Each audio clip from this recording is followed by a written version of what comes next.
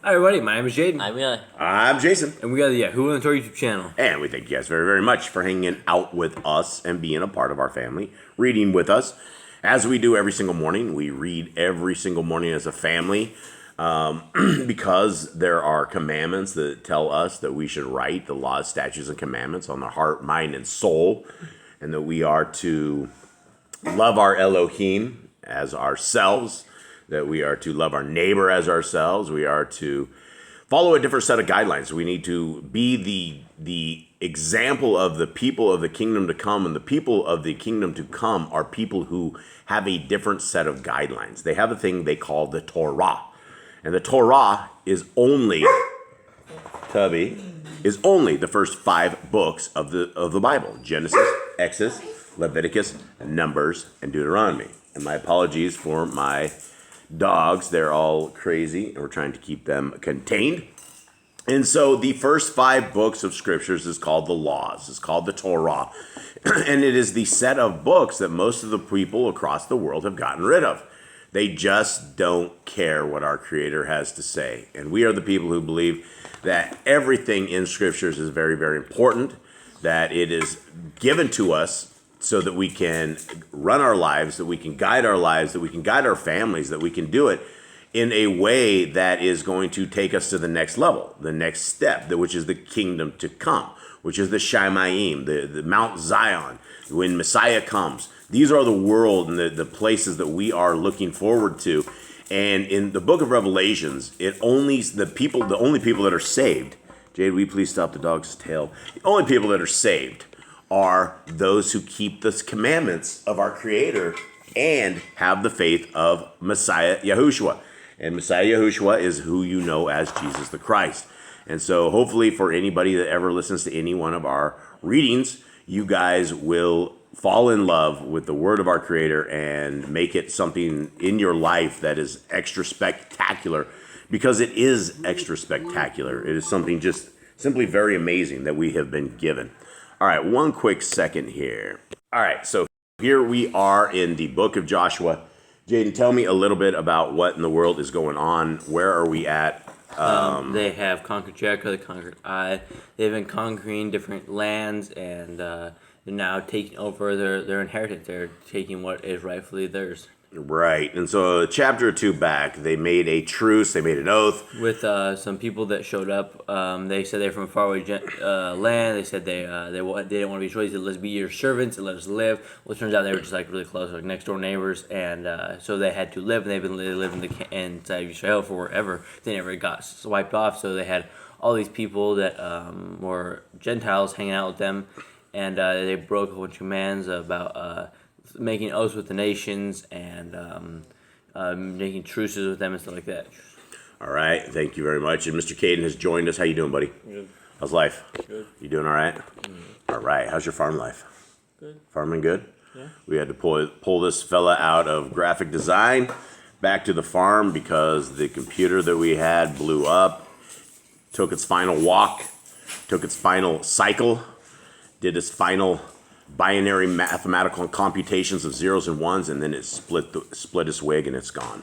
Okay, for anybody else who wants this, scriptures that we're reading right here, this is the Yah Scriptures. Today we are done with Yah Scriptures. And a lot of you guys don't know, but what we have been doing is for over a year now, we have been restoring with a restored name scriptures, bringing back a very broken scriptures, and it is now completely available. 103 books, large print, large font. It is just a very, very beautiful read. It'll probably be one of the greatest translations in English translations you will ever have. There's under 900 scriptures left. If you guys would like to get one, we don't know if we'll ever print another 1,000 of them, but we do know the 1,000 are coming in. They will be delivered in late February or March of 2024, early March, hopefully, late Feb. And so they have 3 bookmarks, and it is what we're reading here. And if you guys can't afford that or don't want to afford that, don't need a hard copy, no need to spend extra cash or anything on it. You can go and get a free download right here. The PDF is available. We do hundreds and hundreds and hundreds of downloads every single month from all of these. So lots and lots of people download these, but if you don't read them, it does no good with people downloading them. So guys, please read them and share the awesomeness of the kingdom and the awesomeness of Yah's ways. Okay, here we are, Joshua 10. And it came to be when Adoni-Zedek, sovereign of Jerusalem, heard that YAHOSHUA had captured Ai and had put it under the ban, that he had done to Ai and its sovereign, as he had done to Jericho and its sovereign, and that the inhabitants of Gibeon had made peace with Israel and were in their midst. That they feared greatly, because Gibeon was a great city, as one of the royal cities, because it was greater than Ai, and all its men were mighty. And Adoni-Zedek, sovereign of Jerusalem, sent to Hoham, sovereign of Hebron, and to Purim, sovereign of Yarmouth, and to Yapiah, sovereign of Lachish, and to Deber, sovereign of Eglon, saying, Come up to me and help me, and let us smite Gibeon, for it has made peace with YAHOSHUA and with the children of Israel. So the 5 sovereigns of the Amorites, the sovereign of Jerusalem, the sovereign of Hebron, the sovereign of Yarmouth, the sovereign of Lachish, the sovereign of Eglon, gathered together and went up, they and all their armies, and camped before Gibeon and fought against it. And the men of Gibeon sent to YAHOSHUA at the camp of Gilgal, saying, Do not withdraw your hand from your servants. Come up to us quickly and save us and help us, for all the sovereigns of the Amorites who dwell in the mountains have assembled against us. Okay, this is very interesting, right? Because they were supposed to put all of these people under the ban, and now they have a little tiny place, right? The men of Gibeon, who are now crying to YAHOSHUA to save us, right? These people were all supposed to be dead. All of these people, they were not supposed to be part of people that Yahuwah saved. They were not meant to be. They were slated for death, and it didn't happen. And now YAHOSHUA is having to save them. They just make tough decisions because of his terrible decisions. Yeah. Worse things are happening, right? The entire domino effect of just doing bad has come to full fruition here. Okay, 7. And YAHOSHUA went up from Gilgal, he and all the soldiers with him, and all the mighty brave men. And Yahuwah said to YAHOSHUA, Do not fear them, for I have given them into your hand. Not one of them stands before you. Now imagine that kind of feeling you have when Yahuwah tells him that he's giving you your hand. Like, there's no fear, there's nothing. It's like, you just go do what you need to do, and you know you're going to be all right at the end of it. Absolutely, yeah. And that's the same promise that our Creator has for us as well, if we are willing to be His people. And being His people doesn't mean eating pork and worshiping on the wrong day and taking the laws of our Creator and tossing them on the cross and saying they don't apply to you. That's what Hasatan wants you to do. 9. So then YAHOSHUA came up on them suddenly, having gone up all night from Gilgal. And Yahuwah threw them into confusion before Yisrael, and they smote them with a great smiting at Gibeon, and pursued them along the way that goes to Bet Koran, and smote them as far as Azekah and Makkedah.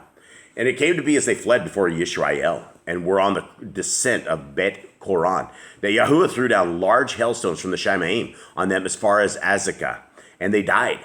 They were more who died from the hailstones than those whom the sons of Yisrael had slain with the sword. It just goes to show Yah fights for you when he says he's going to hand them into your hand.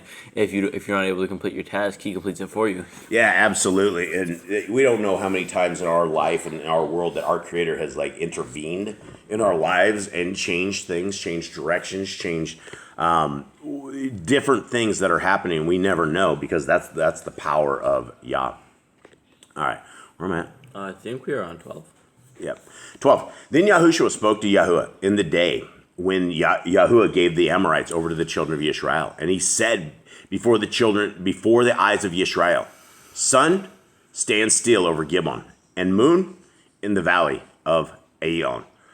Now, this is a lot of, there's a lot of people that will, I think there's people that think that the Shabbat begins at the morning because of this particular verse. Does that make sense? Yeah. What does this say right here? And what do we know about the sun and the moon?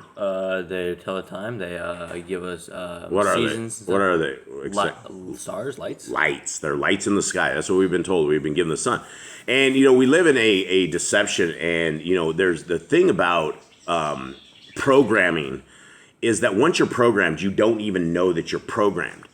And a lot of the older generation have been so programmed about this ball earth, that you can't take the lies away from their eyes, and they will believe it all the way to their deathbed.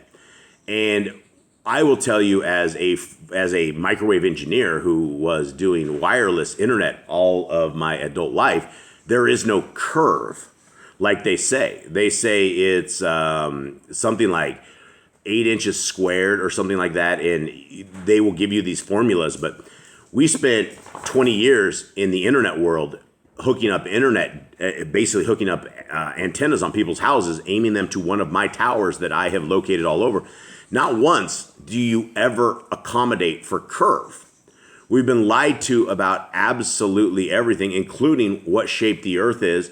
And when we have scriptures, and that's what the old generation can't get through their heads, is that scriptures never says anything about spinning, wobbling, weaving, going around the sun, anything like that. In fact, it says, and if you look at the book of Enoch, there's gates that the sun goes out, the moon, they come out gates. It is very, very clear that we are not spinning. And that is one of these great deceptions, that it is really unfortunate that even some of the most astute people I have met are unfortunately so programmed that they will never, ever see the truth of the flat earth that we are in. And so when we're sitting right here, if it was what NASA and all of the powers that be, all of the Freemason people that have hidden what the world is to us, right? If it says the sun stood still, the moon stood still, what about the rest of these so-called planets that are supposed to be circling? What about the Earth is supposed to be rotating around the sun? What did everything? Is that what they are saying? Is that everything that was spinning in their galaxies? And that's the lie that we've all been sold, is that we're spinning, wobbling, weaving, and we're a bunch of space monkeys running through the world on a water ball. And you could take a tennis ball, put some water on it, and spin it. What happens to it, guys? What happens to anything that you put water on and spin it? But yet we have been so deceived. People are like, well, the world is so large, we can't feel this thing moving, wobbling, weaving at all. In fact, you can, when they say there's level, when you go to sea level, what does that mean, sea level? There's no curve. It is level, and people will say, well, you can go out a little bit further, and it's all about, you'll go over the curve. They'll take boats and they'll go out, and it's just, oh, look, the boat went over the curve.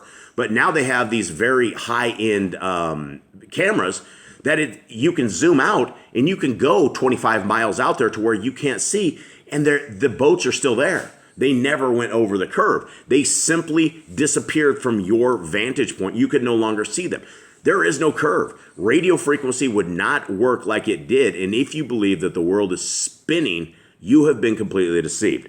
But I just went off on my soapbox, so let me get back over on this thing. Okay, 13. So the sun stood still, and the moon stopped, till the nation avenged itself upon their enemies. Is this not written in the book of Yashar? Thus the sun stopped in the midst of the Shamaim, and did not hasten to go down for an entire day. Now, we have folks, a lot of folks, and a lot of good folks, they don't believe that the book of Yashar is real. That this isn't real. It's a bunch of supernatural stuff, and we looked this morning, and there is no other place about this story in the book of Jubilees. Some people think that Jubilees is Jasher. That this story did not happen in the book of Jubilees. This is a story that does happen in the book of Jasher. And for those who are critics of the book of Jasher, folks, we are the family that just went through this line by line, character by character. There's 155,000 words. Jasher has enormous amounts of details that you will not find everywhere else, but there's also enormous amounts of details that back up everything else that you've ever read. So when you are dealing with every kind of detail possible in a book, sometimes things might get a little funny. There's might be some stuff that. So we don't want to throw the baby out with the bathwater when it comes down to saying, is the book of Yashar useless? And I think it is a very, very good book. I think it's a historical book. It does not change Torah. It does not change commandments. It doesn't change anything. It just gives us extracurricular understanding of what's going on. Anyone else have anything else on this, the sun stopping? No, but it's gonna be a long day. Everyone's gonna be real tired. I mean, if it stays still for the whole day, no lights are going on, everyone's staying awake. A lot of stuff doesn't function the way it does if the moon doesn't show up. Yeah. Okay, 14. And there has been no day like that, before it or after it, that Yahuwah listened to the voice of a man, because Yahuwah fought for Yisrael. He must have been a very holy person if Yah listened to him to hold the sun still. Well, we know he was. We know that he was the chosen one. We know that he hung out in the tabernacle of appointment with Moshe. He was places that no other Yisraelite ever was other than Moshe. So he is the man. Okay. What verse? 15? All right. So Yahushua returned, and all Yisrael with him, to the camp at Gilgal. Now these 5 sovereigns had fled and hidden themselves in a cave in Makkedah. And it was reported to Yahushua, saying, the 5 sovereigns have been found hidden in the cave at Makkedah. And Yahushua said, roll large stones against the mouth of the cave, and put men by it to guard them. And you, do not stand still, but pursue your enemies, and you shall smite them in the rear. Do not allow them to enter the cities, for Yahuwah your Elohim has given them into your hand.